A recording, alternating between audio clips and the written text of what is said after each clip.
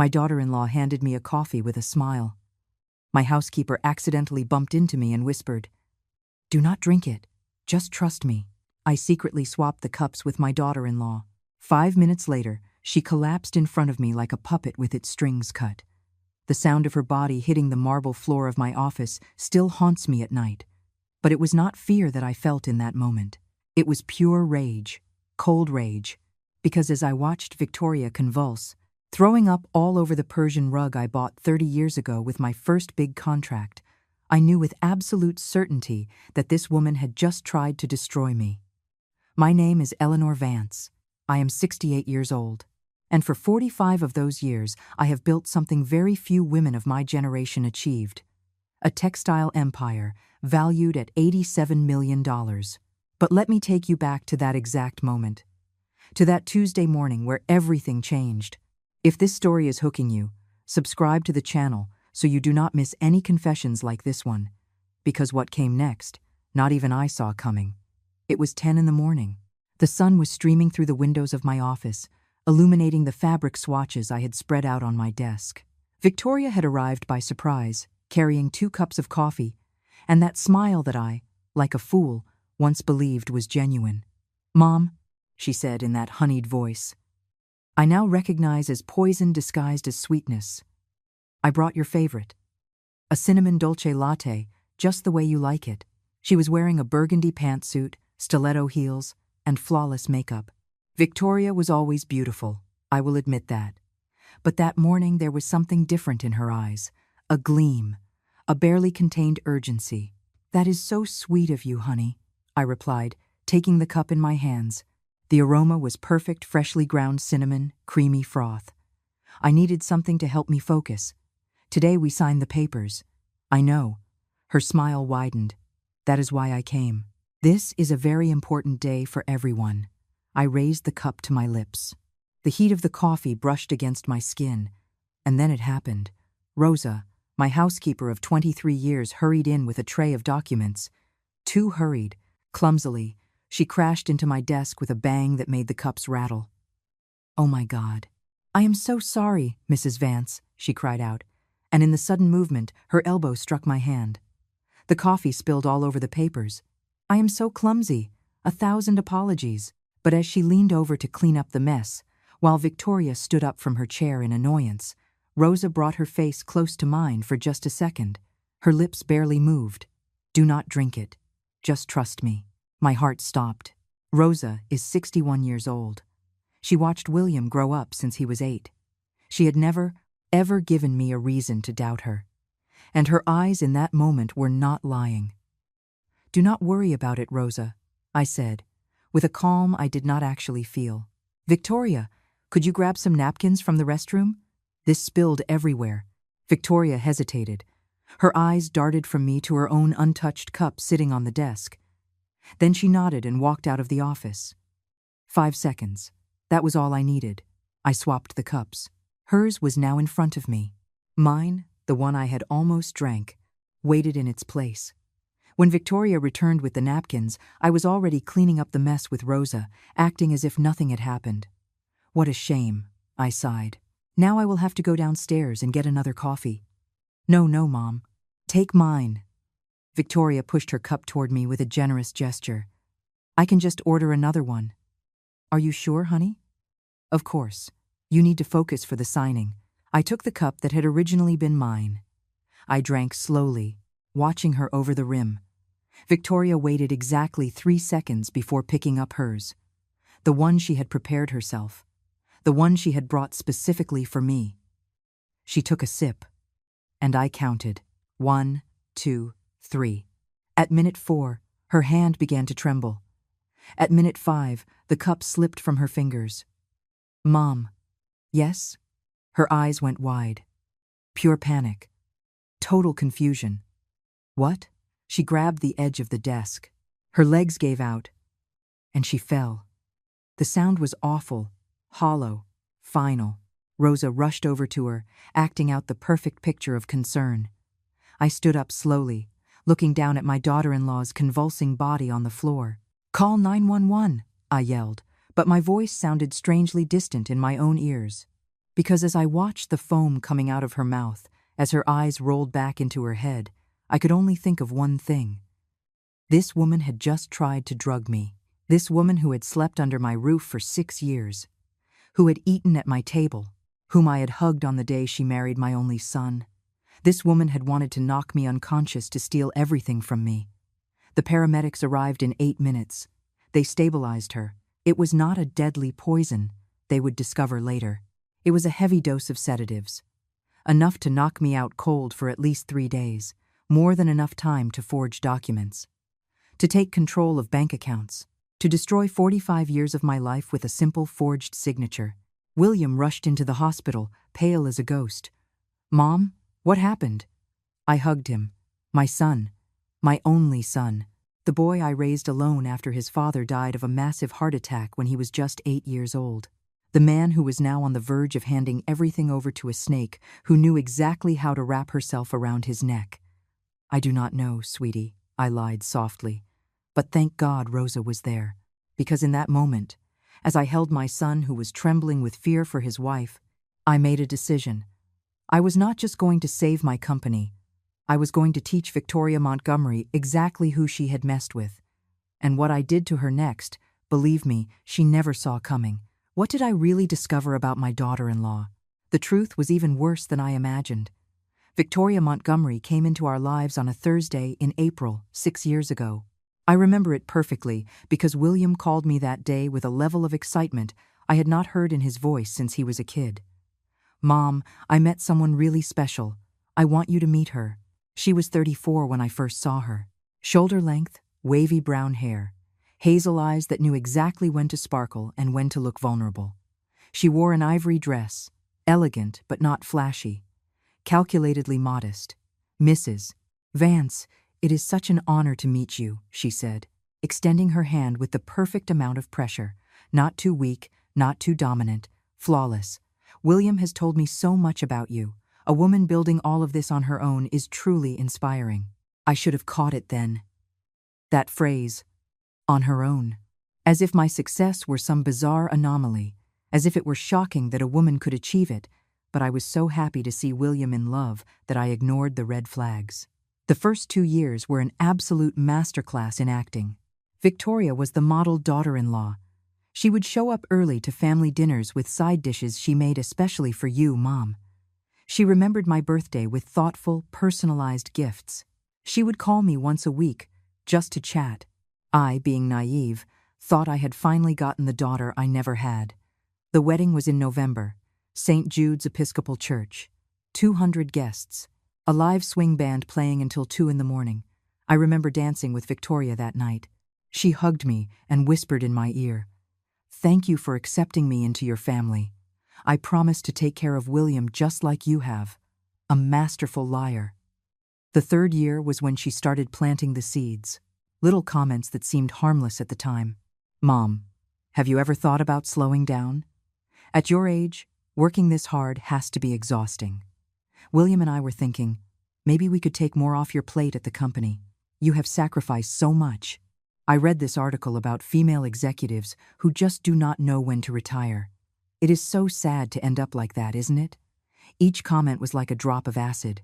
On its own, it does not burn, but let it accumulate over months, and it corrodes. And William. My son started looking at me differently. I noticed it in the way he would double-check if I had taken my vitamins. In the way he repeated explanations for business decisions, I understood perfectly well.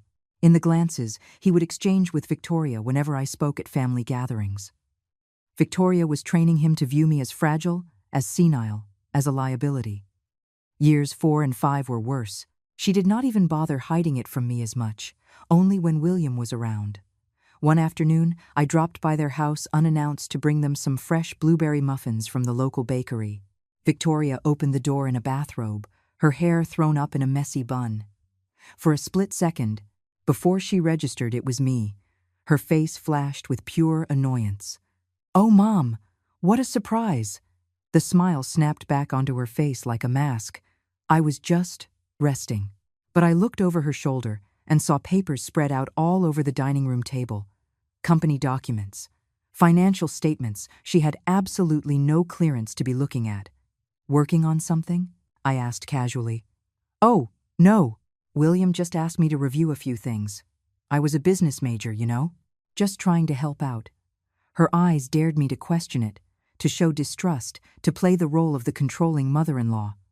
I swallowed the discomfort. I handed over the muffins. I left. That was my mistake. I should have done something then.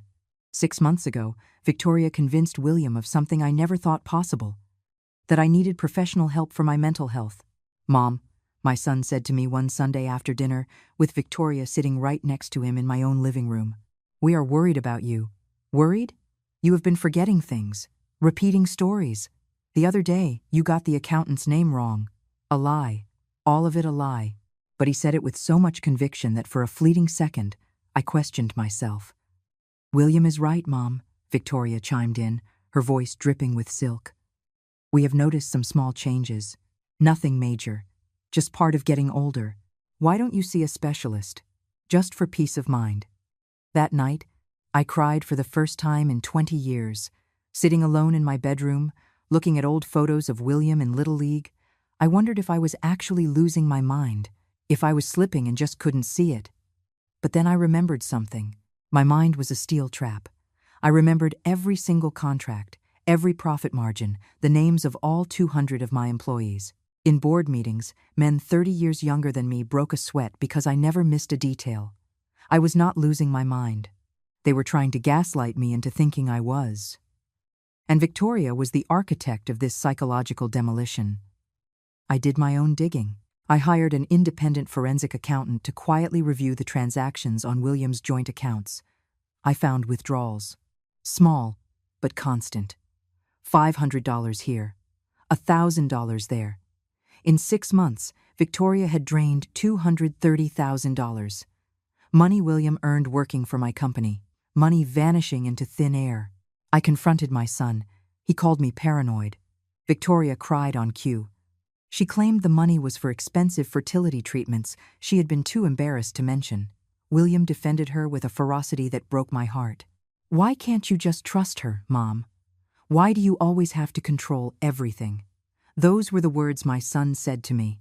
The boy I nursed, the boy I drove to school every morning, the boy I held while he cried over his dead father. Victoria had managed to turn him completely against me. But her mistake, her one fatal flaw in this otherwise perfect plan, was assuming nobody else was loyal to me. She underestimated Rosa. Because while Victoria was building her empire of lies from the top down, Rosa was watching everything from the bottom up. From that invisible space where domestic workers operate, the space privileged people forget even exists. Rosa saw, she listened, and she kept quiet. And when Victoria brought that poisoned coffee into my office, Rosa already knew exactly what to do. Because a week earlier, my loyal housekeeper had overheard something that changed the entire game. A phone conversation Victoria never realized someone was listening to. And what Rosa discovered was worse than my darkest nightmares. Rosa has been with me for decades, and her hands tell a story. Hands weathered by 30 years of doing laundry, prepping meals, scrubbing floors. The same hands that held William when he was a grieving little boy. The hands that brewed me chamomile tea whenever the stress of the business kept me awake at night. The hands that saved my life. People look right through the help. To Victoria, Rosa was just another piece of furniture, an object that poured coffee and cleared plates. Someone uneducated, unimportant, entirely incapable of understanding complex conversations. That was her fatal error. Because Rosa understood everything, and she held on to it like a person hiding diamonds in an old sock, waiting for the perfect moment to reveal what she had found. It started on a Tuesday afternoon, 7 days before the coffee incident. Rosa was in the kitchen at William and Victoria's house, prepping dinner like she did 3 times a week. Victoria thought she was alone in the living room. The ceiling fan was humming. The TV was blaring the local news. The perfect cover for a private phone call. "Everything is set, baby," Rosa heard Victoria say. Her tone was completely different. A low purr. "The old bat is signing next Tuesday. I have it all arranged." Rosa stopped chopping onions. She froze. No, Bradley, listen to me. I will slip the sedative into her coffee. With the dose you figured out, she will be out cold for at least 72 hours. A pause. Victoria laughed, a sound Rosa had never heard from her before. Cruel, triumphant. William already signed the proxy papers you gave him. The idiot trusts you implicitly as his lawyer. He doesn't suspect a thing.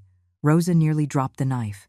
The sooner we get control of the accounts, the sooner we can liquidate. The Canadian buyers are waiting. Another pause. $52 million, Bradley. Just think about what we are going to do with that. You get your divorce. I ditch William. And we go live like royalty in the Bahamas. Rosa felt the floor drop out from under her, but she didn't make a sound. She stayed rooted to the spot, listening over the pounding of her own heartbeat.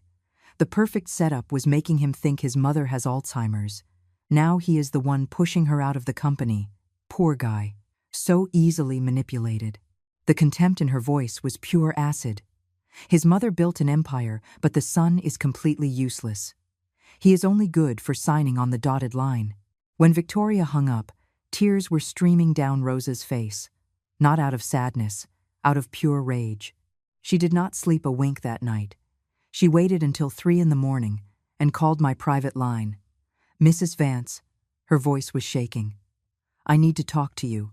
It is an emergency, but I cannot say it over the phone. We met the next day at a diner out in the suburbs where nobody would recognize us. Rosa showed up clutching a worn canvas tote bag. She set it on the table, her hands trembling. I have been keeping this for months, she told me, because I knew something was wrong, but I did not have proof, just a gut feeling. She opened the bag. Inside was a cheap spiral notebook, the kind you buy for $1 at the drugstore. The pages were crammed with tiny handwriting dates, times, conversations transcribed word for word. I started writing everything down a year ago, Rosa explained. Every time Victoria said something off. Every time you left their house and she started digging through your purse. Every time that man Bradley called, I stopped breathing. Bradley? The lawyer? He claims to be William's friend, but he comes over when William is not home. They kiss. They do. Things. Rosa looked down, embarrassed. I am so sorry, Mrs. Vance. I did not mean to snoop, but do not apologize. I reached across the table and grabbed her hand. Keep going. She laid it all out. The secret visits from Bradley Pierce. The midnight phone calls. The documents Victoria hid in the back of her closet, tucked behind scarves she never wore. I pulled them out one night and took pictures of them with my phone. Rosa pulled out an old, beat-up smartphone. I do not know if they are any good, but they are all here. The photos were blurry, but I could read them. Stock transfer agreements. Power of attorney contracts drafted by Bradley Pierce. Everything queued up to execute the exact second I signed my company over to William. The plan was bulletproof. On paper, I was handing the reins to my son. But immediately after, William's signature would trigger a transfer of 60% of the shares to a shell company controlled by Victoria and Bradley. But that is not the worst part. Rosa pulled her phone back. After I heard her talking yesterday, I started. She hit play. Victoria's voice filled the space between us in the booth. The old bat is signing next Tuesday. I have it all arranged. I listened to the entire recording. Every single word was a knife to the gut. When it ended, I just stared at the cold coffee in my mug. My hands were shaking so violently I had to let go of the ceramic. Why? I whispered. Why are you risking so much to help me? Rosa looked at me with those tired eyes that had seen far too much of the world. Because you hired me when my husband walked out on me and my 3 kids. I was 38, no degree, no references. Nobody else would even look at my resume. Her voice cracked. You paid me a fair wage. You gave me double my holiday bonus when my youngest needed surgery. You loaned me the money, interest-free, to fix my roof after the storm. And you never ever made me feel less than human for being a maid. The tears spilled down my cheeks. You raised William to be a good man, Rosa continued. But that woman poisoned him, and I'm not going to sit by and let her steal what you built with your bare hands. We hugged right there in the diner until the waitress gave us a funny look. For the next 6 days, Rosa was my inside operative. She recorded 3 more conversations. She photographed 22 more documents. She gave me real-time updates on Victoria's movements. She went to the bank today, asked about the wire limits for massive transfers. Bradley came over again, spent 2 hours going over the paperwork in the master bedroom. Victoria bought first-class tickets to the Bahamas for 2 weeks from now. 2 tickets. Didn't say a word to William. Every text from Rosa was another piece of the puzzle locking into place. And when I finally stepped back and looked at the whole picture, I realized I was not just dealing with a greedy daughter-in-law. I was dealing with a professional grifter. Bradley Pierce was not just her lover, he was her co-conspirator. And Victoria was not who she claimed to be. Because when I put a private investigator on her, what we found knocked the wind right out of me. Victoria Montgomery had another identity, a whole other life, and a secret that William could not even begin to fathom. William was born in August, a healthy 8-pound baby with his father's eyes and my stubborn nose. He was only 8 years old when his dad died. A massive heart attack on the drive home from work. A red light. A sharp pain in his chest. And he was gone. I remember sitting on the edge of William's bed that night. "It is just you and me against the world now, buddy," I told him. "And we are going to be okay." And we were. He graduated college with honors. Got his degree in business administration. He started at Vance Textiles when he was 23, working his way up from the warehouse floor just like everyone else. For 19 years, we were an unstoppable team.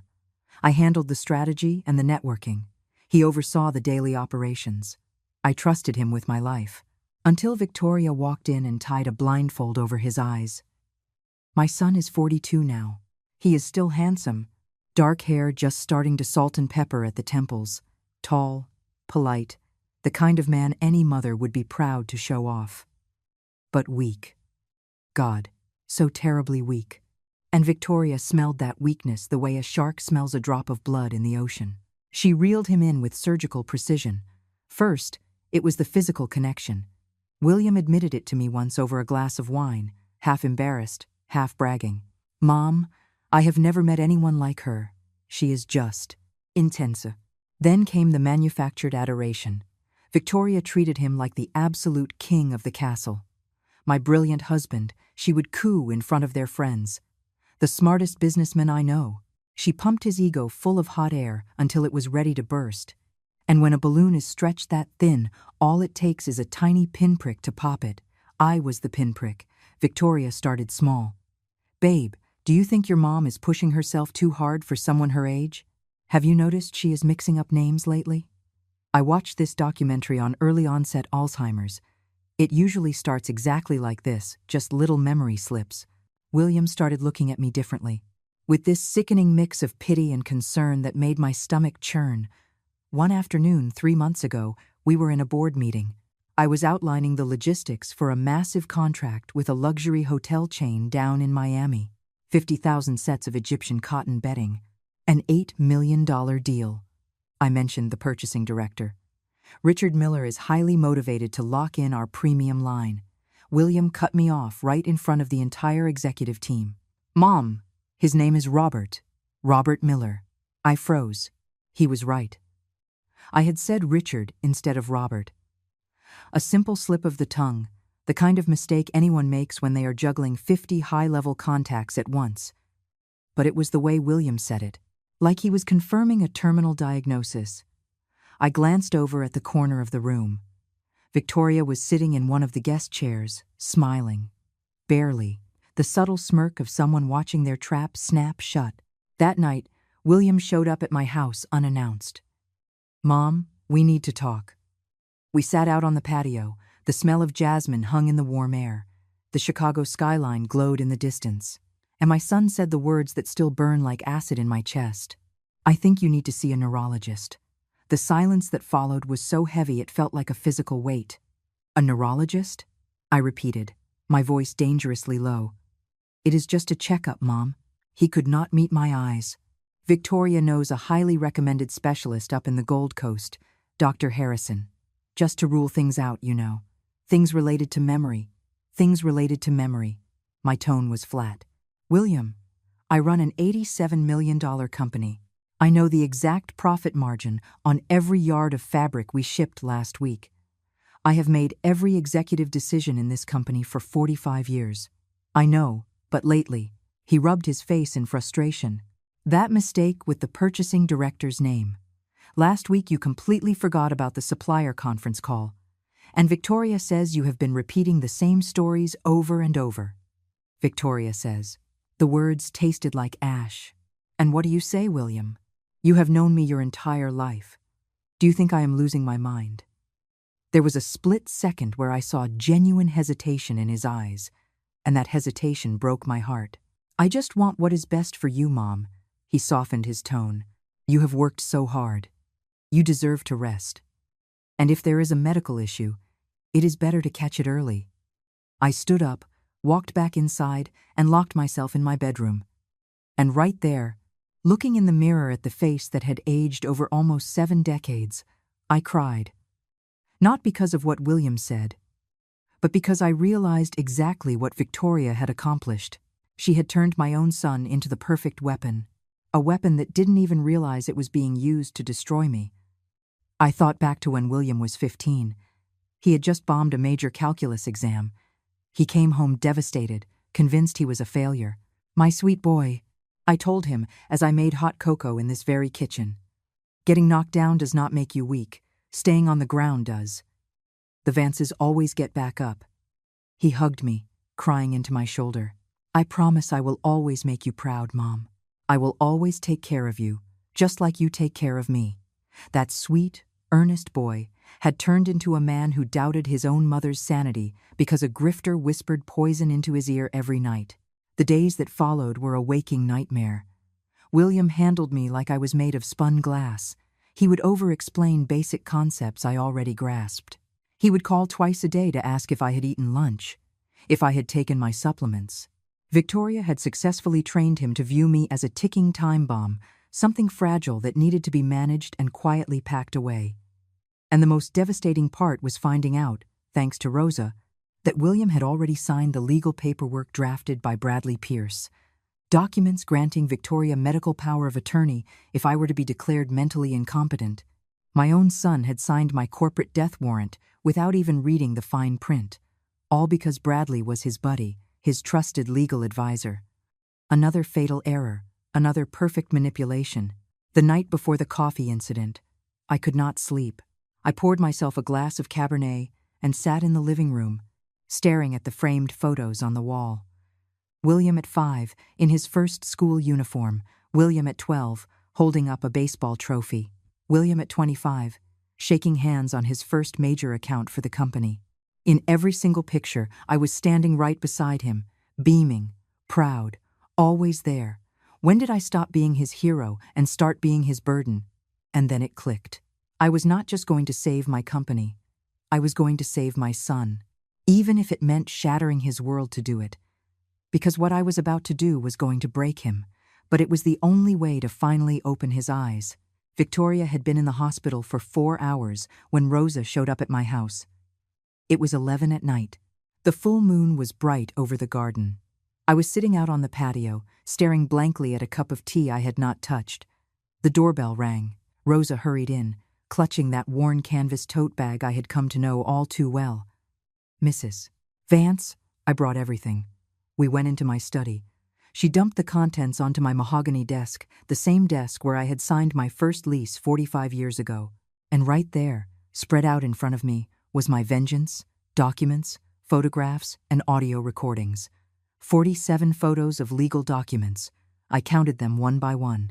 Forged contracts with my signature practiced over and over in the margins. Stock transfer agreements. Ironclad power of attorney drafts drawn up by Bradley Pierce. All dated to execute the exact morning after the official handover. 12 audio recordings. Victoria's voice, detailing my destruction with almost pornographic glee. The old bat will not even know what hit her. William is so easy to play. Once the money clears, I am dropping him with zero hesitation. Bank statements that Rosa had snapped pictures of from Victoria's laptop. Withdrawals from the joint accounts she shared with William. Small, consistent bleeds, like a swarm of mosquitoes draining a victim. In total, $230,000 had vanished in 18 months. Money Victoria used to pay off her gambling debts. Because yes, my private investigator, an ex-cop named Steve, had unearthed that little gem too. My elegant daughter-in-law was a degenerate gambler. She frequented high-stakes underground games. She lost heavily. She borrowed from extremely dangerous people, and she used my son's paycheck to keep them from breaking her legs. But the absolute worst were the text messages. Rosa had managed to photograph Victoria's unlocked phone screen while she was asleep. The woman was so arrogant, so secure in her total control, she did not even use a passcode. The texts with Bradley were graphic, not just sexually explicit, but strategically vicious. Almost at the finish line. 2 more weeks and the old bag is out of the picture. William signed everything. The idiot completely trusts you. I almost feel bad for him. Almost. Once the wire hits, I am serving him papers. Let him keep his memories of Mommy. We will be in the Bahamas blowing through his inheritance. I read every single message. Every word was a sledgehammer to the ribs. And then I read the final text. The one Victoria had sent Bradley just 3 days before the coffee incident. I got the sedatives, enough to keep her out cold for a week if we need it. And honestly, if something goes wrong, well, at her age, a sudden heart attack would not shock anyone. I stared at the screen until the words blurred together. If something goes wrong, a sudden heart attack would not shock anyone. They did not just want to rob me blind. They were fully prepared to kill me to get it done. Mrs. Vance? Rosa's voice pulled me out of the shock. With all this, we can march straight into a police precinct right now. You have it all. Attempted fraud. Conspiracy. Attempted murder. She was right. 1 phone call and Victoria would spend the best years of her life in a federal penitentiary. But then I pictured William. My son was sitting in a hospital room right now, holding that monster's hand, praying for her to recover, totally convinced she had suffered some horrific allergic reaction, loving her with every fiber of his manipulated heart. If I called the cops tonight, William would find out the truth in front of doctors, nurses, and uniformed officers. The humiliation would be absolute and agonizingly public. His wife hauled off in handcuffs. His marriage exposed as a long con. His role as the oblivious pawn broadcast for the entire world to mock. It would destroy him. And as much as Victoria deserved to rot in a cell, William did not deserve that kind of public execution. No, I said finally, my voice steady. We are not going to the police. Not yet. Rosa looked at me like I had lost my mind. But why? We can put her away tonight, because if I sink her right now, I pull my son down with her. I stood up and walked over to the window. William has to learn the truth, but it has to happen in a way that minimizes the blast radius, a way that wakes him up without totally breaking him. And how are you going to do that? Rosa asked. I turned around. And for the first time in days, a real smile spread across my face. I am going to play her game. I am going to let Victoria think she won. I am going to sign those transfer documents she wants so badly. I am going to hand her my empire on a silver platter. What? Rosa went completely pale. Mrs. Vance, no. Wait. I held up a hand. I am going to give her exactly what she wants, but what she does not know is that I am going to gut the company first. I am going to move every single dollar, every physical asset, every lucrative contract into an airtight holding company where she cannot touch a dime of it. I'm going to hand her an empty shell. The plan crystallized in my mind as I spoke it aloud. It was perfect, surgical, poetic justice. And when she and Bradley try to liquidate my company to those non-existent Canadian buyers, I continued. When they realize there is absolutely nothing left to sell, when their entire house of cards collapses around them, I will be standing right there, with all this evidence, not just to send her to prison, but to show William, with undeniable proof, exactly who he married. Rosa slowly nodded as it clicked. You are going to let her expose herself. Exactly. William will never believe it if it comes from me. He will just see the jealous mother, the controlling matriarch, trying to ruin his happiness. But if he discovers it himself, if he hears the tapes, reads the texts, and realizes he was just a mark, I closed my eyes. He will learn. It will be agony, but he will learn. I did not sleep a wink that night. I called Steve, my private investigator. I called my bulldog of a corporate attorney, a sharp 30-year-old named Matthew. I laid out the strategy. Matthew whistled over the line. Eleanor, it is brilliant, but it is one hell of a gamble. Everything in business is a gamble, Matthew. The difference is who holds the cards. Early the next morning, I dressed meticulously. A pearl gray sheath dress, understated makeup, a spritz of my signature gardenia perfume, the absolute picture of a worried, doting mother-in-law. I picked up a bouquet of white roses on the way and drove to the hospital. Victoria was awake, pale, groggy. The ER doctors had pumped her stomach. They found the heavy sedatives in her bloodstream. She had already spun a sob story about accidentally double-dosing her prescription sleep aids. I walked into her room, forcing tears into my eyes. "Oh, honey, you scared us half to death." And I began the greatest acting performance of my entire life. Victoria stared at me from the hospital bed as if I were the Grim Reaper. Her hazel eyes, usually so calculated and cold, were wide with pure terror, because she knew exactly what she had dropped into that coffee. She knew I should be the one unconscious in a hospital bed, not standing over her holding white roses. She just could not figure out how her foolproof plan had backfired. "Mom." Her voice was a raspy croak. The intubation tube had scraped her throat raw. "What? What happened?" I pulled up a chair next to her bed. I reached out and gently grabbed her hand, the exact same hand that had tried to poison me. "Oh, sweetie." It was terrifying. I squeezed her fingers with a sickeningly sweet maternal warmth. "The doctors said it was a severe reaction to your sleeping pills. Why didn't you tell us you were on such strong medication?" I watched the gears turn in her head. Her survival instincts kicked in, immediately adjusting to the new narrative. I did not want to worry anyone." She forced fresh tears into her eyes. I had to respect the hustle, even doped up and terrified. She never broke character. "I have just been so stressed lately. I cannot sleep. My doctor prescribed them a few months ago." "Which doctor, honey?" I asked, my voice laced with heavy concern. She hesitated for a fraction of a second. "Dr. Harrison, from the clinic in the Gold Coast." A blatant lie. Steve, the investigator, would confirm it an hour later. There was no Dr. Harrison practicing anywhere near the Gold Coast. William rushed into the room right then.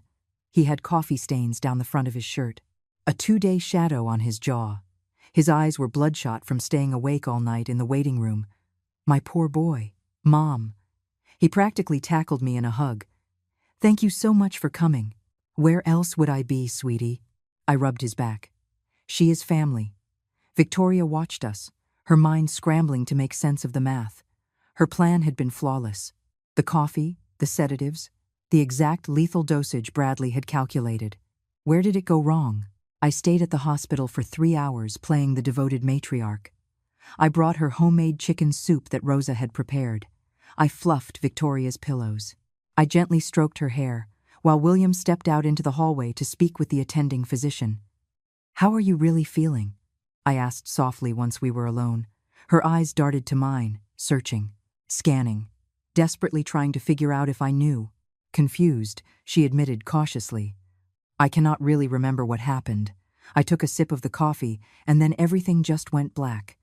"It was my coffee," I said, keeping my voice gentle. "Rosa accidentally knocked mine over. So you gave me yours." I watched the remaining color drain entirely from her face, leaving her as white as the hospital sheets. "It was incredibly generous of you, honey, sharing your coffee with me." I offered a small, knowing smile. "Good thing I did not drink it. Who knows what would have happened?" The message was delivered, clear as a bell. She understood instantly. Her knuckles turned white as she gripped the blankets. But she could not say a word. Not without confessing to attempted murder. "Get some rest," I told her, leaning in to kiss her forehead. "You will be home soon." I walked out of that hospital knowing I had firmly planted the first seed of terror in her mind. For the next 3 days, while Victoria recovered, my team went into overdrive. Steve, my investigator, met me at my office at 10 o'clock at night on the second day. "Mrs. Vance, the rabbit hole goes way deeper than we thought." I opened the manila envelope he handed me, and my jaw hit the floor. Victoria Montgomery did not exist. Her real name was Victoria Sanchez, born in Miami. And just like Steve suspected, she had quite the rap sheet. She had been married before, to a wealthy real estate developer from Florida named Thomas Miller. She cleaned out his offshore accounts to the tune of $400,000 and vanished into the wind. Thomas never pressed charges because he was too humiliated to admit he got conned. He quietly pushed through a divorce in absentia. But here was the kicker. Legally, the paperwork had never been finalized. She was still married to Thomas. Her marriage to William was entirely null and void. Bigamy. A felony that carried a 6-year prison sentence on its own. "Is there more?" I asked. Steve pulled out a second file. The gambling debts. Victoria was in the hole for $470,000 to a vicious underground poker ring operating out of the south side of Chicago. These were not bookies who politely asked for their money. These were guys who broke kneecaps and sent messages in the mail. That was why she was so desperate to liquidate my company. It wasn't just greed. It was a matter of life and death. "And what about Bradley Pierce?" I asked. Steve gave a cynical laugh. Disbarred attorney with a history of wire fraud. He managed to scrub his record 5 years ago with a massive payoff. He is currently married to a woman named Patricia. 2 kids. They live in a massive house out in the suburbs. So Bradley was playing her too. His whole leave my wife and run away with you routine was a complete fabrication. He was going to take his cut and ghost her. "What about the Canadian buyers?" I asked, though I already knew the answer. "Total fiction." Steve shook his head. Bradley spun that lie to string Victoria along. He does have a contact at an equity firm, interested in acquiring textile assets, but the real valuation they discussed was $35 million, not $52 million. Bradley was planning to pocket the $17 million difference. I actually laughed out loud. I could not help it. Grifters grifting grifters. "So Bradley was planning to rob Victoria blind," I muttered. "There is no honor among thieves, Mrs. Vance." That night, my attorney Matthew and I locked ourselves in my office until 4 in the morning. We established a brand new holding company, Rosa Textiles LLC. Rosa broke down crying when she saw her name on the incorporation documents. "Mrs. Vance, I cannot accept this." "Yes, you can. And you will, because I am transferring every single physical asset into this LLC temporarily.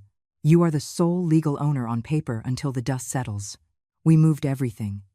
The corporate bank accounts, the massive hotel contracts, the manufacturing equipment, the intellectual property, the registered trademarks. Everything that made up that $87 million valuation was legally migrated to the new LLC in 48 hours. Vance Textiles was left as a hollow shell. We left exactly $847 in the checking account. And Matthew strategically drafted a mountain of fabricated corporate debt to ensure that, on paper, the company appeared hopelessly underwater. By the time Victoria was discharged from the hospital, the board was set. William drove her home. I sent a massive floral arrangement and an edible arrangement, playing the doting mother-in-law to perfection. And then, I waited.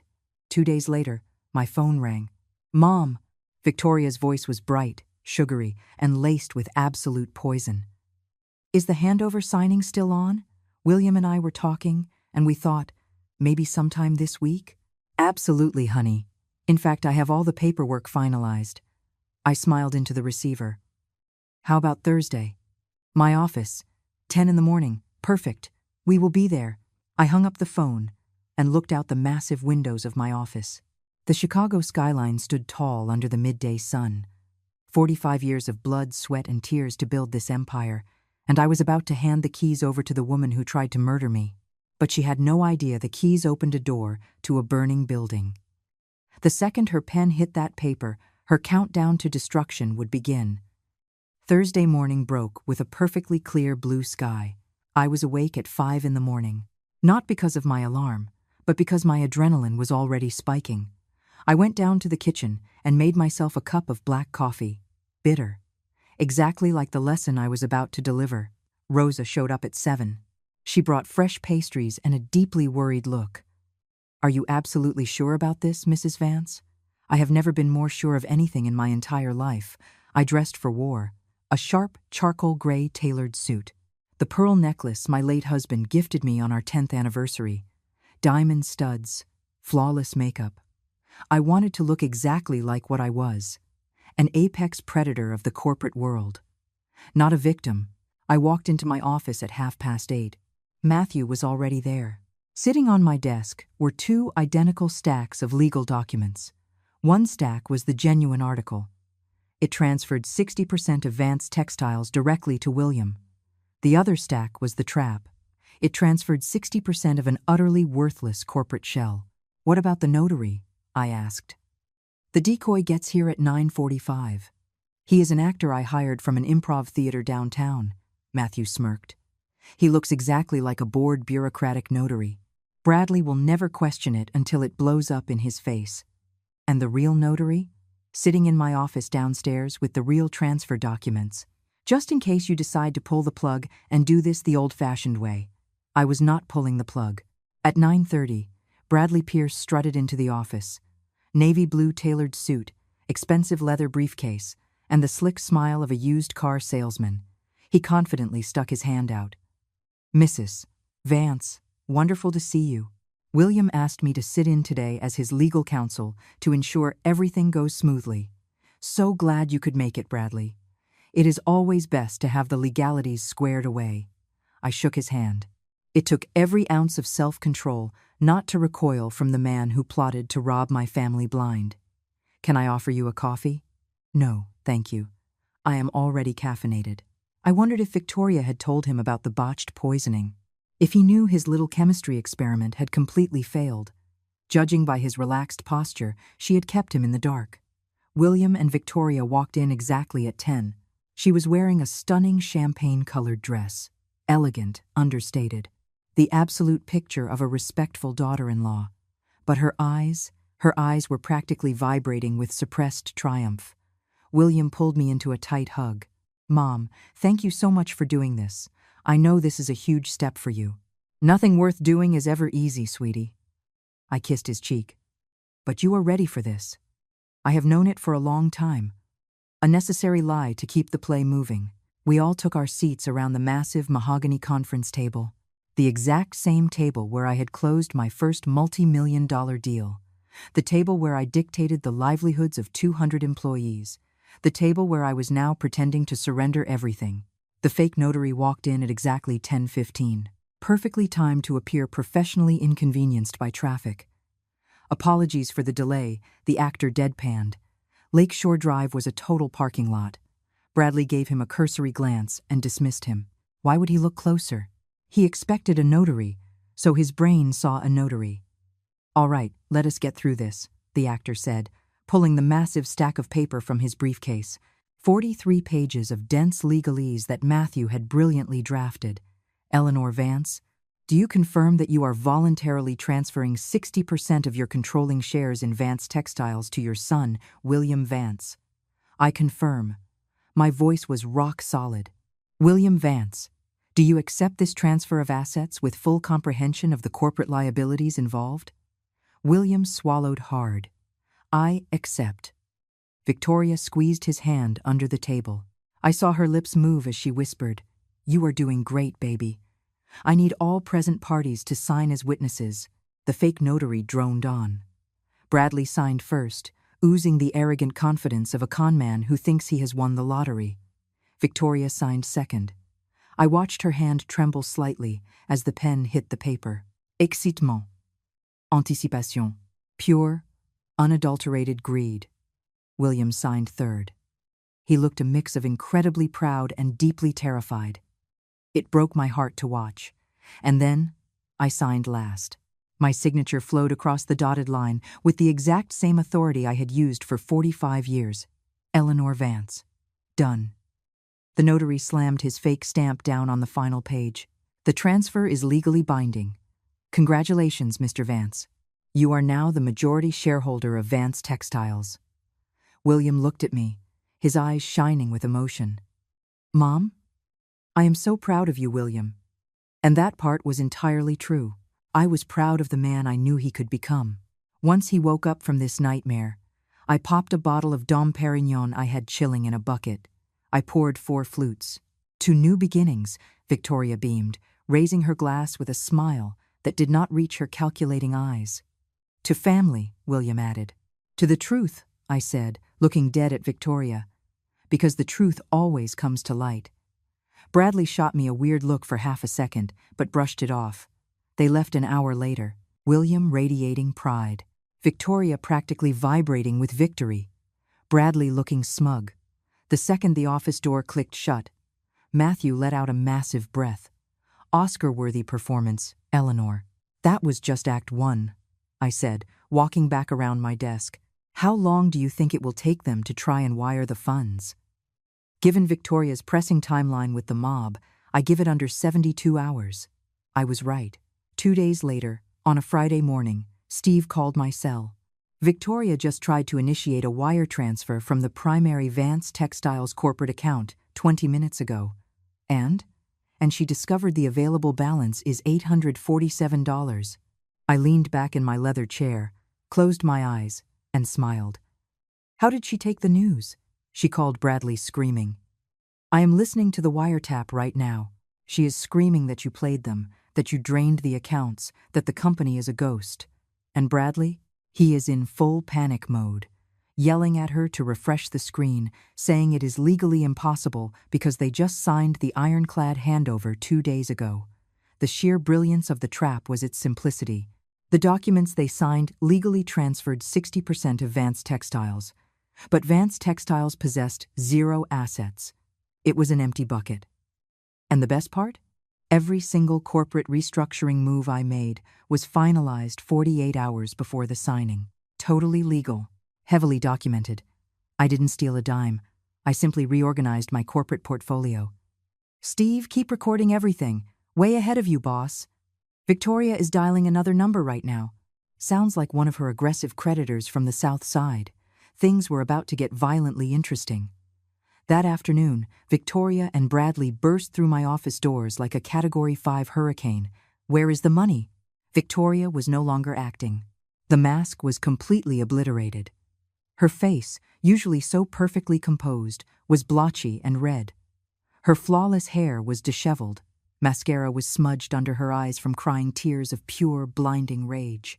Bradley slammed the office door shut behind them. The sound echoed like a gunshot. Mrs. Vance, this is textbook corporate fraud, Bradley growled, trying to sound like a threatening litigator. Illegal transfer of corporate assets. I will have you indicted for.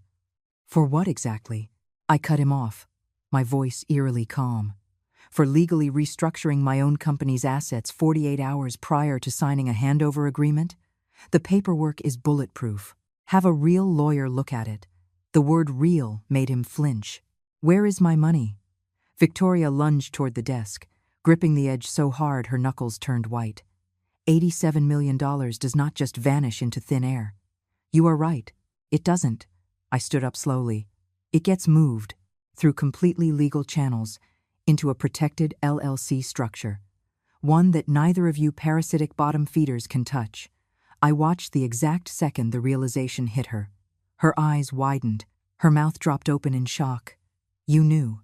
You knew everything. I walked out from behind the desk and over to the window, looking out over the city in the late afternoon sun. Did you honestly think I would not notice when my own daughter-in-law tried to drug my coffee? Bradley took a sharp step back. You cannot prove that in a court of law, can't I? I pulled my smartphone out of my blazer pocket. I tapped the screen. Victoria's voice blasted through the office speakers. I got the sedatives. Enough to keep her out cold for a week if we needed. And honestly, if something goes wrong, well, at her age, a sudden heart attack would not shock anyone. The silence that followed was suffocating. Victoria collapsed into one of the guest chairs. All the blood had rushed from her face, leaving her looking like a corpse. I have 12 more recordings just like that, I continued, keeping my tone conversational. I have 47 high-definition photographs of your forged documents. I have the bank statements proving you embezzled $230,000 out of my son's joint accounts. And I have a very interesting dossier on your true identity, Victoria Sanchez. I said her real name like I was dragging a razor blade across her throat. She snapped her head up, pure terror bleeding into those hazel eyes. Should we talk about the fact that you are still legally married to Thomas Miller down in Florida? Or the $400,000 you stole from his offshore accounts before you skipped town? Or would you rather discuss the $470,000 you currently owe to a violent underground poker ring on the South Side? Every word was a sniper round, and I did not miss a single shot. Bradley whipped his head around to stare at her. You are married to someone else? I? That was years ago. It doesn't mean anything, Victoria shrieked. It means your marriage to William is legally void, Bradley shouted, losing his mind. Bigamy. That is a mandatory minimum sentence. What the hell did you drag me into? And there it was, the beautiful moment I had been waiting for. The rats turning on each other on a sinking ship. What did I drag you into? Victoria shot up from the chair, pointing a shaking finger at him. You are the one who invented the Canadian buyers. You were planning to pocket a $17 million difference and leave me high and dry. Bradley froze, his eyes darting wildly. I do not know what you are talking about. The Canadian investors, Bradley, I chimed in, enjoying the absolute carnage. I know the real market valuation was $35 million, not $52 million. Did you really think I wouldn't run the numbers? I leaned back against my desk, crossing my arms. You two are absolutely pathetic. Plotting to rob me, plotting to backstab each other. And now? You have absolutely nothing, except a mountain of felony evidence that guarantees you both die in federal prison. Bradley desperately tried to pull himself together. You cannot take any of this to court. Can't I? I smiled. Attempted grand larceny, conspiracy to commit fraud, forgery orchestrated by a disbarred attorney who paid to have his record sealed. Oh, by the way, Bradley, does your wife Patricia know where you are right now? Do your two kids know Daddy was planning to abandon them with stolen millions? He visibly swallowed hard. He was suffocating. Here is exactly what is going to happen, I dictated. You two are going to leave my office. You are going to wait, and you are going to pray to whatever God you believe in that I decide to be merciful. What do you want? Victoria whispered. All the arrogant bravado had completely evaporated. She was just a desperate, cornered animal in massive debt. I want my son to know the truth. Not from me. From you. Never. Bradley shook his head rapidly. William believes us. He trusts us. For now, I took a step toward them. But lies have a short shelf life. And you two are about to expire. Victoria started sobbing. Real tears this time. Ugly, frantic, hyperventilating tears. I have 1 week to pay those guys from the casino, she wailed. They are going to kill me. Literally kill me. I am not exaggerating. You should have factored that in before you gambled with money you didn't have. Please. She dropped to her knees right there on the carpet. Help me. I will pay back every dime. I will sign a full confession. Just, please. I need the cash to pay them off. The woman who plotted to drug me. The woman who called me an old bat. The woman who weaponized my son's love. She was kneeling at my feet, begging for her life. I felt nothing. No sick satisfaction. No pity. Just the cold clinical recognition of absolute justice. Get up, I ordered. I am not giving you a dime, but I am not calling the cops today either. Why? Bradley asked, highly suspicious. Because I need William to see the blast zone with his own 2 eyes first. Right on cue, my cell phone buzzed. It was Steve. Mrs. Vance, William just walked out of his meeting with the commercial lenders. They denied the massive credit line he tried to open using the Vance Textiles shares as collateral. Of course they did, because those shares were backed by 0 assets. He is heading straight for your office, Steve added. He will be in the lobby in 10 minutes. I looked down at Victoria and Bradley. You have exactly 9 minutes to decide if you want to be standing in this room when my son walks through that door. If you stay, you better have a hell of a script ready. Bradley scrambled to pick up his expensive briefcase. I am out of here. You coward. Victoria spat venom at him. You are not the one the mob is looking for. Bradley rushed to the door, paused, and looked back at me. This is not over, Mrs. Vance. You are absolutely right. It is just getting started. He slammed the door and ran. Victoria stayed, collapsed in the guest chair, utterly destroyed. Her makeup running down her face, her designer dress wrinkled, her mask completely shattered on the floor. "What are you going to do?" she asked in a tiny, broken voice. "I am going to let the truth do its job. William loves me. William loves the woman you pretended to be, not the parasite you actually are." She slowly pushed herself up, walked over to the door. She paused with her hand on the heavy brass handle. "I really did try in the beginning," she muttered to the floor. "I tried to actually love him. But the money, the debts, it all just spiraled completely out of control. Choices have consequences, Victoria, and yours are about to catch up to you." She walked out just as William was pulling up to the building. And what happened next changed our family dynamic forever.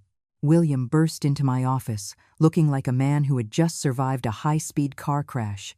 His dress shirt was wrinkled, his tie was ripped loose, and his eyes were frantic, hunting for an answer he was terrified to hear. "Mom." The bank completely rejected the credit line. His voice was shaking.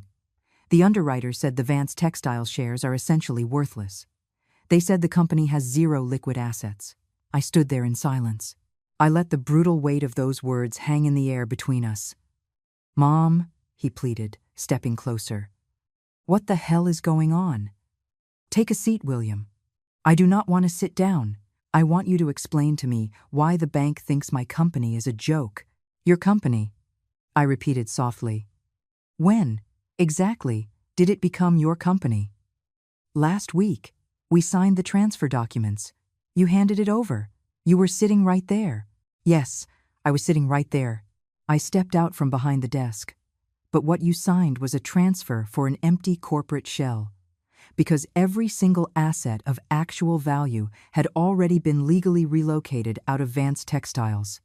I watched his brain try to process the data, the gears grinding, and then the confusion morphed into blistering anger. "You set me up?" "No, sweetie, I saved you." "Saved me?" He threw his hands up, shouting. "You made me look like an absolute idiot in front of a board of commercial lenders. Do you have any idea how humiliated I was in there? It is a lot less humiliating than waking up in 5 years to realize your wife stole every penny to your name and left you bankrupt." The silence that followed was so thick you could choke on it. "What did you just say?" I picked up my smartphone. I set it down in the dead center of the mahogany desk. I hit play. Victoria's voice filled the room again. But this time, it was a different recording. One I had saved specifically for this exact moment. William is so easy to play. I tell him to jump. He asks how high. Poor guy is so blinded by my legs he cannot see straight. Laughter. Then, Bradley's voice. "And when the wire clears?" I serve him papers, obviously. Let him keep his memories of Mommy. We will be in the Bahamas blowing through his inheritance. I watched all the blood drain from William's face. He looked like he was going to throw up. That is not real. That cannot be real. It is Victoria. My voice was steady, but gentle. And I have 11 more audio files just like it. Do you want to listen to them all? He collapsed into the guest chair, his hands shaking violently. "No," he whispered, staring blankly at the floor. "This is a setup. Victoria loves me. Victoria loves your inheritance, and specifically, the money you were going to inherit from me. How did you even get these? Have you been wiretapping my house? Spying on my wife?" Rosa recorded them. After she overheard Victoria on the phone, detailing exactly how she was going to slip heavy sedatives into my morning coffee so you could forge my signature on the handover. William's head snapped up. "Drug you?" I laid it all out. The poisoned cinnamon dolce latte, the lethal sedatives, how Rosa saved my life by swapping the mugs, how Victoria ended up drinking her own poison. That is why she collapsed in the office. That is why she was in the ER. He was putting the puzzle together in real time. It wasn't an allergic reaction to sleeping pills. No, it was poetic justice. He dug the heels of his hands into his eyes, dragging them through his hair, a nervous tic he had since he was a little boy. "I can't. None of this makes any sense. Victoria and I, we are trying for a baby. We are building a life. Are you?" I pulled the manila folder out of my desk drawer. I opened it and slid the contents across the desk toward him. "Because these are first-class plane tickets to the Bahamas. For 2 passengers, booked 2 weeks ago, under the names Victoria Sanchez and Bradley Pierce." He stared at the printed itineraries like they were coated in anthrax. He wouldn't touch them. You should also know that Victoria is legally married to someone else, I continued relentlessly. A real estate developer in Florida named Thomas Miller. That is literally impossible. Her real name is Victoria Sanchez. She drained $400,000 from Thomas's accounts and fled the state. Your marriage to her is not legally binding. It is felony bigamy.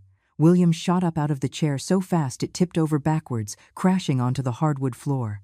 Stop, he screamed, his voice cracking. Just stop. You are making all of this up because you never liked her. Because you cannot stand the thought of me loving any woman besides you. His words sliced right through my chest. But I did not flinch. I held my ground. Do you really think I fabricated audio recordings? Forged plane tickets? Hacked into a database to invent a fake marriage certificate in Florida? And what about the $230,000 that mysteriously vanished from your joint checking accounts over the last 18 months? Did I invent that too? He froze. What? Pull up your banking app, William. Look at the transaction history. $500 here, $1,000 there. Victoria has been bleeding your accounts dry to cover her massive gambling debts. Victoria does not gamble. Victoria is into an underground poker syndicate on the south side for $470,000. Vicious people who threaten to put her in a body bag if she doesn't pay them by Friday. His hands were trembling so badly he could barely get his phone out of his pocket. He opened the banking app. He scrolled, and the minutes ticked by in agonizing silence as he swiped down the screen. Checking, verifying, watching the math add up, his face contorted with every fraudulent transaction he found. I had no idea, he choked out, staring at the screen. She told me she was pulling cash to pay for off-the-books fertility treatments. Another lie. Victoria cannot get pregnant. She had her tubes tied 6 years ago, before she ever met you. That was the kill shot. William dropped his phone. It clattered against the floor. He buried his face in his hands, his shoulders shaking, and he sobbed. My son, my only boy, weeping with the same shattered devastation as the 8-year-old kid who had just lost his father. I walked around the desk. I put a hand on his shoulder. He violently flinched away from my touch. Do not touch me. His voice was wrecked, gasping for air. I need to talk to her. She will explain all of this.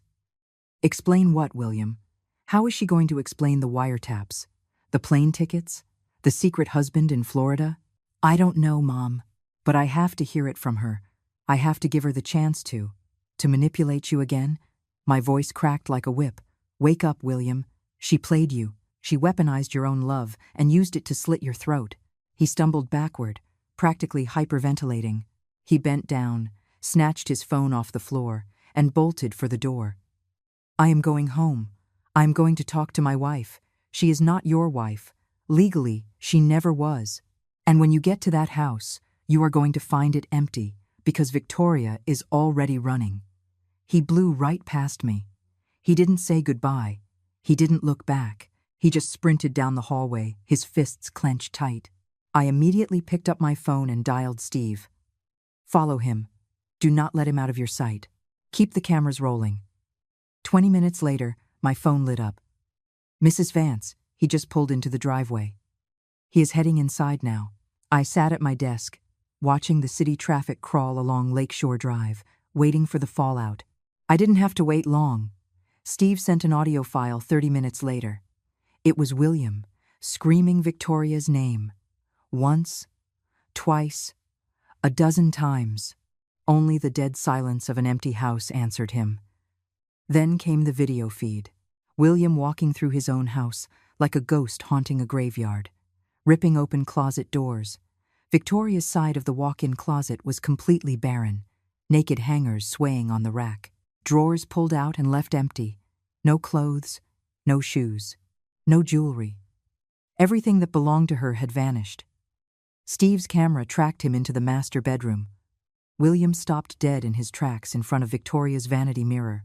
Taped to the glass was a folded piece of paper. He reached out with trembling hands and opened it. He read it. I could not see the words from the camera angle, but I saw the exact moment the text broke him. His knees literally buckled. He collapsed onto the bedroom floor, clutching that piece of paper to his chest like it was a death warrant. Steve called me immediately. "Boss, you need to get over here right now." I made the drive in 15 minutes. I drove faster than I had in a decade. The front door of the house was wide open. I walked straight up the stairs and found him exactly where Steve had reported, sitting on the floor of his bedroom, surrounded by the hollow echoes of a life that was entirely fabricated. "William." He did not look up. He just silently held out the piece of paper. Victoria's handwriting was elegant, flawless, cursive. "William, by the time you read this, I will be gone. There is no point in trying to spin a story.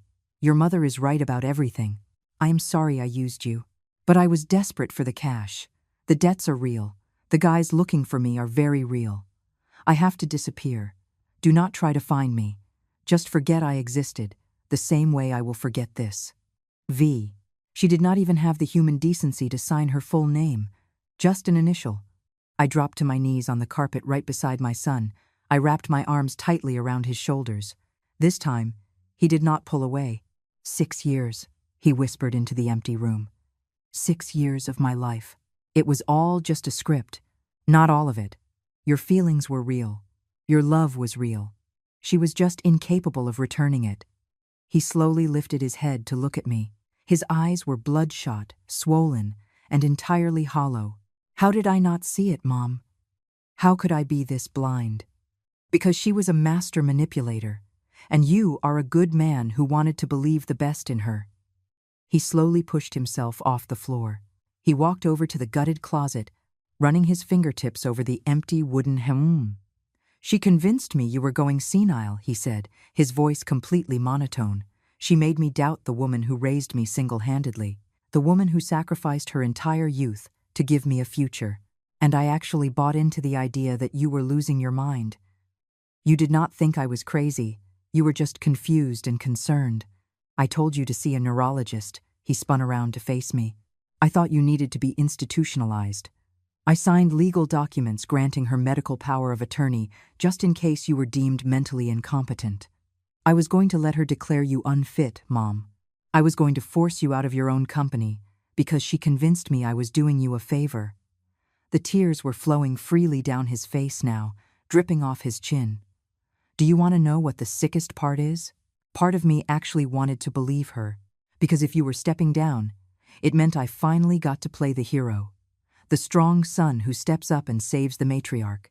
The man who finally takes the throne. My ego was so massive, I couldn't even see that she was playing me like a fiddle." I walked over to him. I reached up and cupped his face in my hands, just like I did when he was a little boy with a scraped knee. "William, listen to me right now. You got conned by a professional. This was not her first rodeo. She knew exactly which psychological buttons to push to get you to turn on me. But you saw through her. Rosa saw through her. Why couldn't I? Because you were in love, and genuine love operates on trust. It is not your fault that you loved deeply. It is her fault that she weaponized that love against you." We stood there in that master bedroom that still smelled faintly of Victoria's expensive perfume, surrounded by the physical wreckage of a 6-year con job. William finally pulled away. He started yanking open the drawers of the nightstands, frantically searching for something. Anything she might have left behind. He found a manila envelope stuffed in the back of the bottom drawer. He ripped it open. Photographs spilled out onto the bed. Victoria and Bradley, sitting close in high-end restaurants, walking into hotel lobbies, lounging on a beach. The timestamps matched the dates of solo business trips she claimed she was taking for her consulting gig. There was also a small ledger. William flipped it open with shaking hands. It was an accounting log. Every dollar she had skimmed from his accounts. Every lie she had fed him. Every time she had successfully gaslit him. All of it meticulously documented in black ink. "Why would she keep this?" William asked, looking completely bewildered. "Why would you keep a physical record of your own felonies?" "Because it is about control," I answered. "Sociopaths like Victoria need a scoreboard. It gives them a rush of power. It proves they are winning the game." William slammed the ledger shut and hurled it across the room. It smashed into the drywall. "I loved her," he screamed at the top of his lungs. "I really freaking loved her." We were picking out baby names. We were building a house. I know, sweetie. No, Mom. You do not know. He whirled on me, his eyes burning with absolute fury. You have no idea what it feels like to realize the last 6 years of your reality was a staged production, that every I love you was a transaction, that every time she was in this bed with me, she was thinking about her exit strategy with another man, that when she was smiling in our family Christmas photos, she was literally calculating how much cash she could extract from us before she burned our lives to the ground. He was right. I didn't know exactly what that specific agony felt like, but I knew betrayal. I knew the visceral, gut-wrenching pain of realizing someone you trusted implicitly was holding a knife to your back. Bradley, William said suddenly, the realization hitting him like a freight train. Bradley is my best friend. I have known him since college. He was the best man at my wedding. He is not your friend. He never was. William let out a harsh, barking laugh, a bitter, broken sound. You know what makes me the most pathetic mark in history?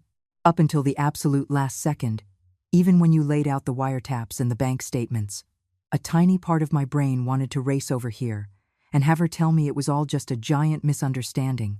I wanted her to hug me and tell me she loved me. That is because you have a good heart, because you still want to believe there is good in people. My heart is a liability. He collapsed backward onto the mattress, the exact same bed he had shared with Victoria, the bed where she had likely slept with Bradley while he was at the office. What do I do now, Mom?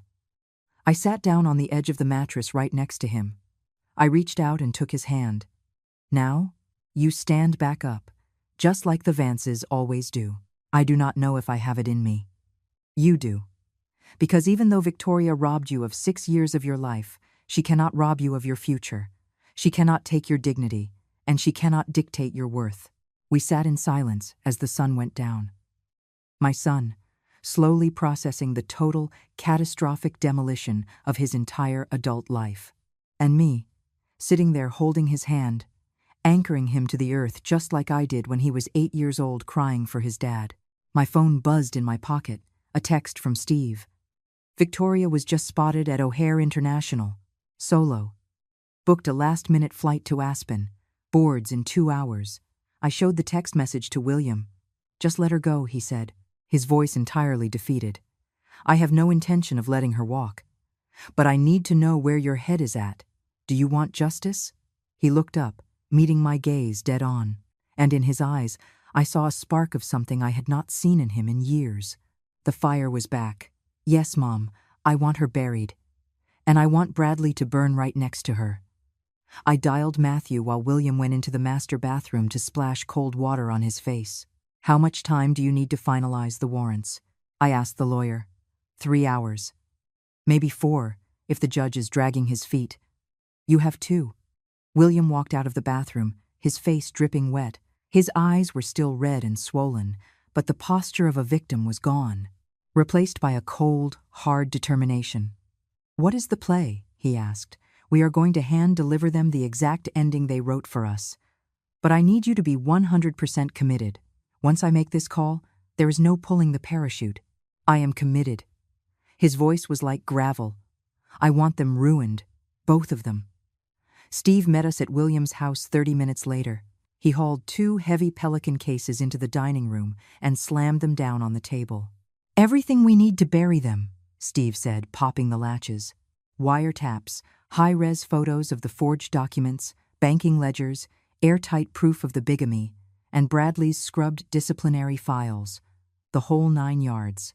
William opened one of the cases. He ran his fingers over the meticulously organized files like he was inspecting the evidence of his own murder. There is a wrinkle, Steve added, pulling up a tablet. Victoria is not going to Aspen. That was a decoy booking to throw off a paper trail.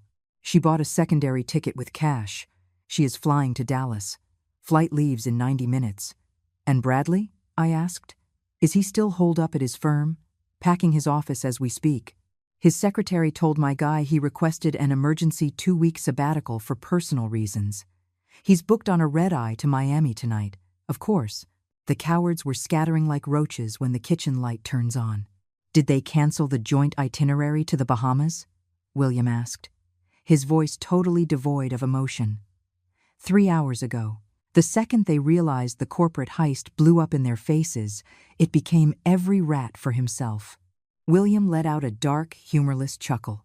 They couldn't even stay loyal to each other while fleeing a felony. My phone rang. It was Matthew. Eleanor, we are green. The judge signed off on the arrest warrants.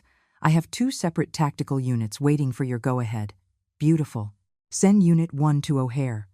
Terminal 2. Gate 47. Victoria Sanchez has a flight to Dallas boarding at 7:20. Send the 2nd unit to the commercial high-rise downtown. Floor 12. Pierce and Associates. What are the official charges? William asked. For Victoria, aggravated attempted grand larceny, felony forgery, bigamy, and embezzlement. For Bradley, conspiracy to commit fraud, forgery in the capacity of legal counsel, and, I paused, looking over at Steve, practicing law without a valid license. Steve dug up the records, proving his bar certification was permanently revoked 2 years ago for severe ethical violations. He has been operating a fraudulent practice. I heard Matthew whistle through the phone. That is federal time. Decades in a cell for both of them. I know. I looked over at William. He was staring at the wall, a complex mix of profound grief and dark, vengeful satisfaction warring on his face. Do you want to be there when they put the cuffs on? I asked him. He thought about it for a long, heavy moment. Then he slowly shook his head. Not for Victoria. I don't want to. I cannot look at her right now. But Bradley, his jaw clenched tight, I want to look Bradley dead in the eyes. We pulled up to the commercial high-rise downtown at 6:45. The unmarked cruiser was already idling in the underground parking garage. 2 plainclothes detectives were sitting inside. Steve had briefed them on the exact layout of the floor. We rode the elevator up to the 12th floor. William, myself, Matthew, and the 2 detectives. The offices of Pierce and Associates were completely dark, save for one single light glowing at the far end of the hallway. Bradley's corner office. The receptionist's desk was abandoned. We walked right through the glass doors without knocking. Bradley was frantically shoving manila folders into a cardboard banker's box. Piles of shredded paper surrounded the trash can. His desktop computer was unplugged and resting on the leather sofa. A man desperately trying to erase his own existence. He snapped his head up when we walked in. He saw William first. Then me. Then the badges clipped to the detectives' belts. All the blood drained from his face, leaving him looking like a wax figure. William? He tried to force that slick, salesman smile, but his voice cracked. What a surprise. I was literally just about to call you. We need to talk about. Shut your mouth. William's voice was absolute ice. Do not say another word. Bradley snapped his mouth shut.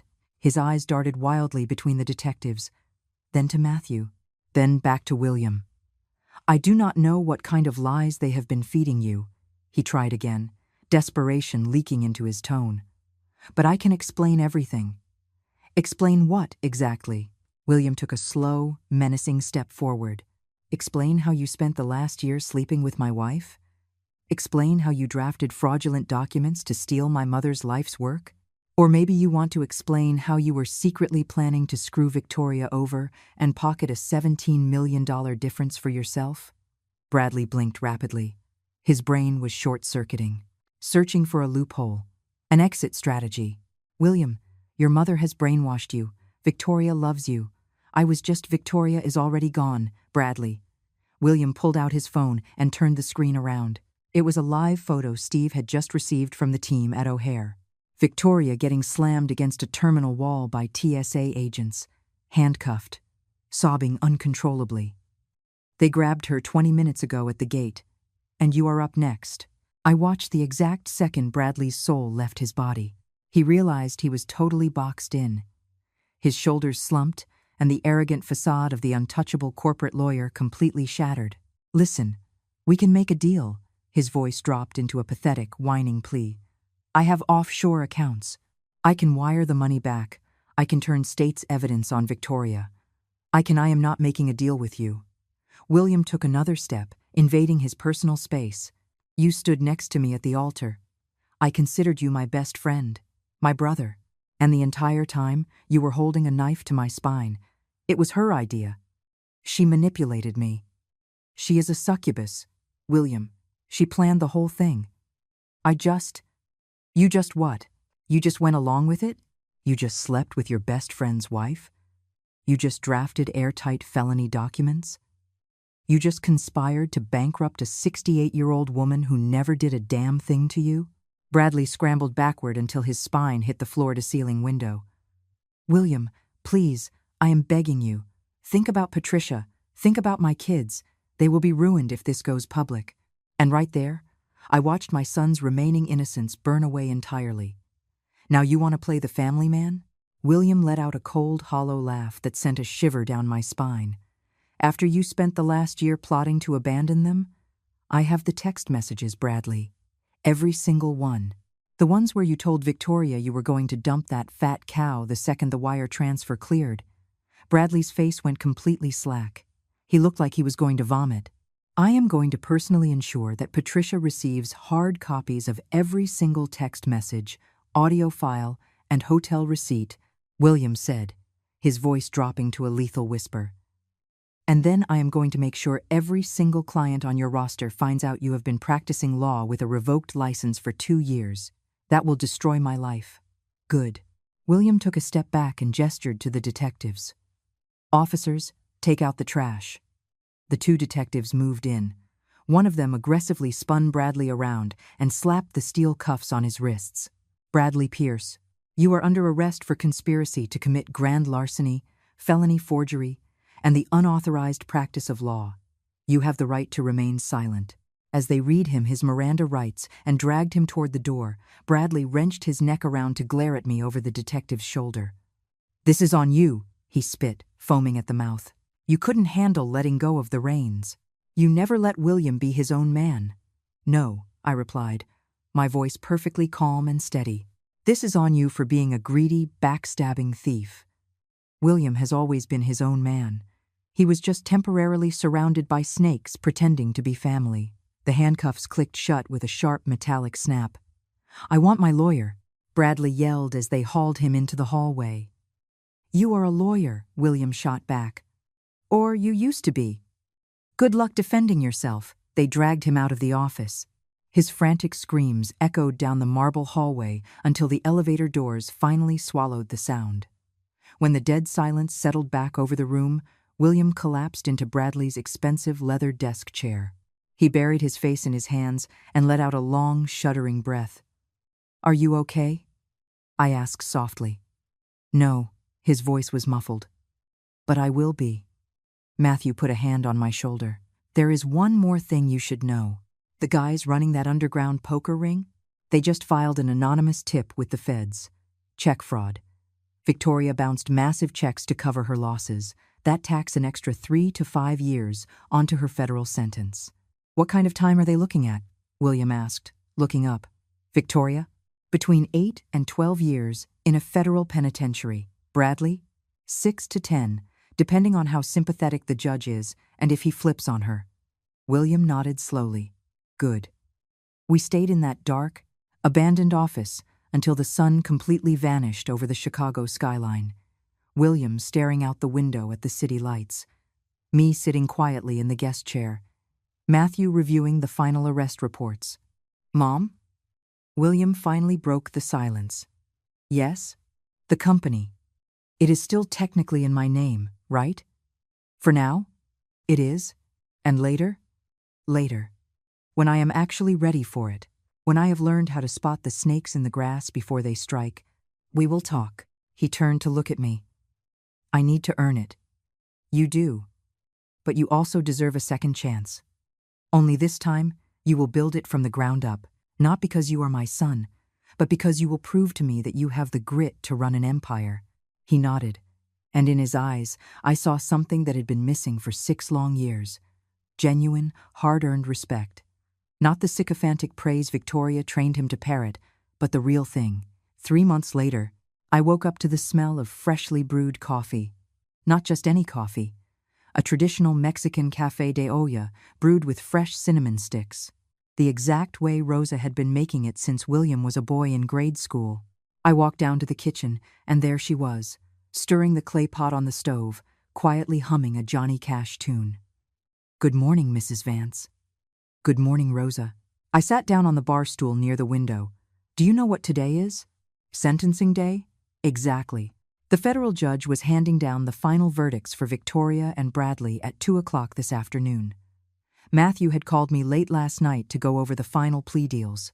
Victoria was facing 11 solid years in federal prison. The charges of bigamy, wire fraud, grand larceny, and attempted poisoning had snowballed into an avalanche. The feds tacked on 3 extra years for the bounce checks to the gambling syndicate. Bradley got slammed with 8 years. He was permanently barred from ever practicing law in any capacity. His wife, Patricia, filed for divorce the morning after he was arrested, completely liquidating his assets and securing full custody of their kids. They don't even speak to him anymore. I didn't feel a rush of victorious adrenaline when I heard the numbers. Just the quiet, exhausted relief of a woman closing a deeply painful chapter of her life. "Is William coming over this morning?" Rosa asked, pouring the dark, fragrant coffee into 2 ceramic mugs. "Yes. He has a major presentation for the board at noon." William had spent the last 3 months completely rebuilding himself from the studs up. It was brutal. The first few weeks were agonizing. I walked in on him crying in his childhood bedroom on more than one occasion. He suffered from severe night terrors. There were days he couldn't summon the energy to get out of bed, but brick by brick, he started putting the pieces back together. He sold the massive house he had shared with Victoria. The memories haunting the hallways were too toxic. He downsized into a modest loft in Lincoln Park. He started seeing a trauma specialist who dealt heavily with psychological abuse and narcissistic manipulation. And he came back to Vance Textiles. But not as the executive vice president with a silver spoon title. He came back as a mid-level logistics manager in the operations department, making the exact same salary as the guy sitting in the cubicle next to him. 0 executive privileges. "I need to learn the actual mechanics of this business," he told me on his first day back. "No shortcuts. No special treatment because my last name is Vance." I let him do it, and I watched him transform. I watched him clock in early and stay late. I watched him ask technical questions he used to think were beneath his pay grade. He started absorbing knowledge from warehouse foremen who had been with the company for 20 years. He started listening instead of dictating. One afternoon, I walked down to the loading docks and found him in a t-shirt, physically helping the crew load pallets of raw cotton. "William, you do not need to be doing manual labor." "I know, Mom. But I want to understand the supply chain from the ground up." He wiped the sweat off his forehead with the back of his arm. "Did you know Dave has been running this loading dock for 32 years? The guy can identify the thread count of a bolt of fabric just by running his thumb over it. It is insane." That was the William I had raised. The humble, hard-working kid that Victoria had managed to bury under layers of inflated ego and hollow ambition. At exactly noon, William walked into my corner office, carrying a thick leather binder. "You ready for this, Mom?" I was born ready. We walked down to the executive boardroom. The 5 senior directors were already seated around the mahogany table. Matthew was there representing the legal department, and Rosa was sitting right next to him, taking notes. Because she wasn't just my housekeeper anymore. She was officially a vested shareholder in Vance Textiles. I kept my promise. When the dust settled and the company assets were legally restructured back into place, I transferred 5% of the voting shares directly into Rosa's name. $4,350,000 in pure equity. She earned every single penny of it. When I handed her the finalized stock certificates, she sat in my office and cried for an hour. "Mrs. Vance, this is way too much. I just did what any decent human being would do." "Exactly. And basic human decency is worth more than every Ivy League MBA on the planet." Now, Rosa attended the quarterly board meetings. Initially, she was terrified, hiding in the back corner and refusing to speak. But slowly, she found her footing. It turns out that a woman who spent 3 decades quietly observing human behavior from the background has incredibly sharp instincts for corporate negotiations. "Ladies and gentlemen," William started, hooking his laptop up to the projector screen. "For the last 3 months, I have run a forensic audit on our supply chain logistics. I have identified 5 critical bottlenecks that, if restructured, will boost our shipping efficiency by 22% and slash our overhead waste by 15%. He spent the next hour walking the board through the data, hard numbers, crystal clear flowcharts, aggressive, actionable strategies, no inflated ego, no corporate buzzwords, just brilliant, undeniable hard work. When he finished his closing remarks, the entire room erupted in applause. Arthur, a senior director who had worked alongside my late husband 40 years ago, stood up from his chair. William, that was a masterclass in logistics. I finally see your father's drive in you. I watched my son swallow hard, fighting back tears. After the boardroom cleared out, William and I stayed behind in the quiet office. You knocked it out of the park, I told him, packing up my briefcase. Thank you. He hesitated, staring at the blank projector screen. Mom, there is something I need to tell you. I am listening. These last 3 months, they have been the darkest, most excruciating days of my life. Losing Victoria, finding out my entire marriage was a long con, having to look in the mirror and face my own staggering stupidity. He took a deep, shaky breath. But they have also been the most important days of my life. Because I finally get it. Get what? That I was never ready to run this empire. Not because I didn't have the brains for it, but because I had never actually bled for it. I had never been knocked down to the concrete. I had absolutely no idea what it actually costs to build an empire. He walked over to the floor-to-ceiling windows, looking out over the city just like I had done so many times before. You built this juggernaut from scratch, alone. A widow at 32, with an 8-year-old kid hanging onto your leg. Nobody handed you a silver platter. You had no shortcuts, and I just expected to inherit the throne like it was a birthday present, without bleeding for it, without respecting the weight of the crown. William, no, Mom. Let me finish. He turned to face me, his eyes shining with a fierce, quiet intensity. I know I am not ready to take over yet. It might take me 5 more years, 10 more years, but I know something today that I didn't know 3 months ago. True power does not come from a fancy job title. It comes from respect. And you only earn respect through grit, integrity, and getting back up every single time the world tries to bury you. I walked across the room and put both my hands firmly on his shoulders.